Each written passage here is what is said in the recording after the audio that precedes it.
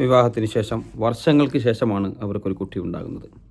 അപ്പോൾ ആ കുട്ടിയെ എത്രമാത്രം അവർ ലാളിച്ച് എത്രമാത്രം സ്നേഹിച്ച് വളർത്തുമെന്ന് നമുക്കറിയാം. അങ്ങനെയിരിക്കെ ദൈവത്തിൻ്റെ കൽപ്പന ഉണ്ടാവുകയാണ് ആ കുട്ടിയെ അറുക്കണമെന്ന്. അങ്ങനെ ദൈവത്തിൻ്റെ എല്ലാ കൽപ്പനകളും പാലിക്കുന്ന, ദൈവത്തിൻ്റെ ഇതനുസരിച്ച് മാത്രം പ്രവർത്തിക്കുന്ന ആ പ്രവാചകൻ ആ കുട്ടിയെ അറക്കാൻ വേണ്ടി തയ്യാറാവുകയാണ്. അറക്കാൻ വേണ്ടി കൊണ്ടുപോയി കിടത്തി അറക്കാൻ നേരത്ത് അള്ളാഹുവിൻ്റെ മറ്റൊരു കൽപ്പനയുണ്ടായി. കുട്ടിയെ അറുക്കേണ്ടതില്ല, പകരം ഒരു ആടിനെ അറുത്താൽ മതി.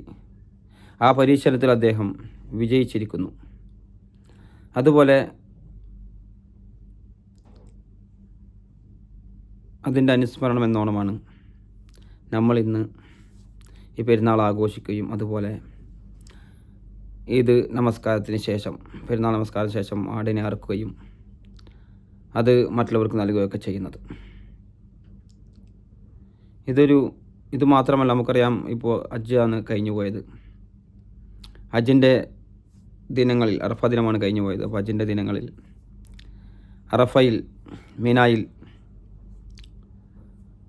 അവിടെ ഇബ്രാഹിം നബി അലൈഹി ഇസ്ലാമിൻ്റെയും ഹാജർ അലി ഇസ്ലാമിൻ്റെയൊക്കെ ചരിത്രം നമ്മൾ അനുസ്മരിക്കാറുണ്ട്. അവർ ആ സഫാ മറുവയുടെ കുന്നുകളുടെ ഇടയിൽ സഞ്ചരിച്ചതും ഓടിയതും, വെള്ളത്തിനായി ഓടിയതും, പിന്നീട് ആ സംസം എന്ന് പറയുന്ന അത്ഭുതകരമായ വെള്ളം അത് ഉറവൊട്ടിയതുമായൊക്കെ സംഭവങ്ങൾ ഈ സമയത്ത് നമ്മൾ അനുസ്മരിക്കുകയാണ്. അതുപോലെ നമുക്കറിയാം, ആ പ്രവാചകൻ വലിയ ധിക്കാരിയായ ഒരു രാജാവിൻ്റെ കാലഘട്ടത്തിലാണ് അദ്ദേഹം പ്രബോധനം ചെയ്തത്. അവിടെ അദ്ദേഹം ഒരുപാട് പരീക്ഷണങ്ങൾക്ക് വിധേയനായിട്ടുണ്ട്. അദ്ദേഹത്തെ അവർ തീക്കുണ്ടാരത്തിലേക്ക് കൊണ്ടുപോയിട്ടുണ്ട്. അവിടെ വെച്ച് നമുക്കറിയാവുന്ന പോലെ തീയിൽ നിന്ന് യാതൊരു കുഴപ്പമില്ലാതെ കുൽനാന റുക്കൂനി ബർദം വസലാമൻ അല ഇബ്രാഹിം, തീയോട് അല്ലാഹു സുബ്ഹാനഹു വ തആല കൽപ്പിച്ചു ഇബ്രാഹിം നബി അലൈഹി ഇസ്ലാമിന് തണുപ്പും രക്ഷയുമേകണമെന്ന്. ആ ചരിത്രമൊക്കെ നമ്മൾ ഇന്ന് അനുസ്മരിക്കുകയാണ്. അപ്പോൾ യഥാർത്ഥത്തിൽ ഒരു വിശ്വാസി അടിയുറച്ച് വിശ്വസിച്ച് അതനുസരിച്ച് പ്രവർത്തിക്കുകയാണെങ്കിൽ അള്ളാഹുവിൻ്റെ സഹായം ഉണ്ടാകും എന്നാണ് ഇതിൽ നിന്നൊക്കെ നമുക്ക് നൽകുന്ന പാഠം.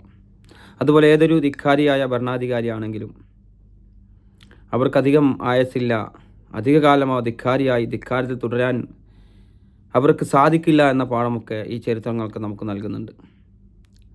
പ്രവാചകൻ്റെ കാലഘട്ടത്തിൽ നമ്മൾ വരികയാണെങ്കിലും ആദ്യ കാലഘട്ടത്തിൽ ഒരുപാട് പരീക്ഷണങ്ങളും ഒരുപാട് വിഷമകരമായ അവസ്ഥയിലൂടെ കടന്നുപോയിട്ടുണ്ട്. പിന്നീട് നമ്മൾ കാണുന്നത് മക്ക ഫതഹിന് ശേഷമുള്ള ചരിത്രമൊക്കെ ആ രാജ്യം തന്നെ ആ പ്രവാചകന് കീഴ്പ്പെട്ടു വരുന്നതായിട്ടാണ് നമ്മൾ കാണുന്നത്. അതേപോലെ ഇതുമായി ബന്ധപ്പെട്ട് നമുക്കറിയാം, നല്ല വസ്ത്രങ്ങൾ ധരിക്കണം, സുഗന്ധങ്ങൾ പൂശണം, ഒരു വഴിയിലൂടെ പോകണം, മറ്റൊരു വഴിയിലൂടെ തിരിച്ചു വരണം, ഒരുപാട് കുടുംബ വീടുകൾ സന്ദർശിക്കണം, ഒരുപാട് തക്ബീറുകൾ മുഴക്കുകയും പ്രവാചകൻ്റെ മേൽ സലാത്ത് വർദ്ധിപ്പിക്കുകയൊക്കെ ചെയ്യണം. അതേപോലെ തെറ്റി നിൽക്കുന്ന ആളുകൾ, നമ്മുടെ കുടുംബത്തിലോ മറ്റു ബന്ധുക്കളുമായിട്ടോ സുഹൃത്തുക്കളുമായിട്ടൊക്കെ തെറ്റി നിൽക്കുന്ന ആളുകൾക്ക് അവർക്ക് എടുക്കാൻ പറ്റിയ ഏറ്റവും നല്ല സന്ദർഭമാണിത്. അവർക്ക് ആ ബന്ധം പുതുക്കാൻ, ആ കുടുംബ ബന്ധം പുതുക്കാൻ, ആ സുഹൃത്ത് ബന്ധം പുതുക്കാൻ ഉള്ള ഒരു സുവർണാവസരമായിട്ട് നിങ്ങളിതിനെ ഉപയോഗിക്കണം, ഈ ദിവസത്തെ. അതുപോലെ നമ്മൾ കുട്ടികളെ പലപ്പോഴും മാതാപിതാക്കൾക്ക് പറ്റുന്ന ഒരു തെറ്റ്, കുട്ടികളെ അനുവദനീയമായ കാര്യത്തിൽ തന്നെ പിടിച്ചു വെക്കുന്ന ഒരവസ്ഥ, പുറത്തു വിടാതെ കുട്ടികളെ പോറ്റുന്നവരുണ്ട്, നോക്കുന്നവരുണ്ട്. പല കാരണങ്ങളും പറഞ്ഞിട്ടും സുഹൃത്തുക്കളുടെ കൂടെ പോലും വിടാത്ത കുട്ടികളുണ്ട്, മാതാപിതാക്കളുണ്ട്. എത്രയോ കുറച്ച് വലിയ പ്രായമായിട്ട് പോലും ഒരു ആൺ സുഹൃത്തിൻ്റെ കൂടെ വിടാതെ, എന്തെങ്കിലും ബീച്ചിൽ പോകാനോ പാർക്കിൽ പോകാനോ കളിക്കാൻ പോകാനോ ഒന്നും വിടാതെ പിടിച്ചു വെക്കുന്ന ആളുകളുണ്ട്, പല കാരണങ്ങൾ പറഞ്ഞുകൊണ്ട്. അതൊക്കെ നമുക്ക് ദോഷം ചെയ്യും. അങ്ങനെ ഒരു അനുവദനീയമായ കാര്യത്തിൽ കുട്ടികളെ കുറച്ച് വിട്ടുവീഴ്ചയോടെ, ഒരു നല്ല വിശാല മനസ്കതയോടെ നമ്മൾ ഇടപഴകണം എന്നാണ് എനിക്ക് ഈ സന്ദർഭത്തിൽ ഓർമ്മിപ്പിക്കാനുള്ളത്.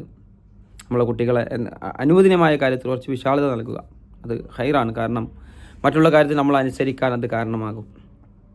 അതേപോലെ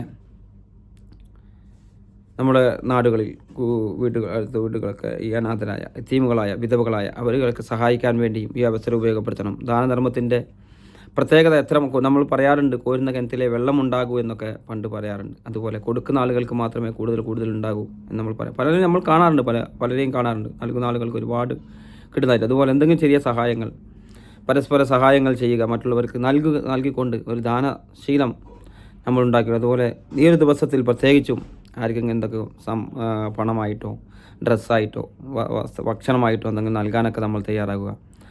എൻ്റെ ഈ കുടുംബത്തിലുള്ളവരൊക്കെ വകയിൽ ഈദ് ആശംസകൾ നേർന്നുകൊണ്ട് എൻ്റെ വാക്ക് അവസാനിപ്പിക്കുന്നു.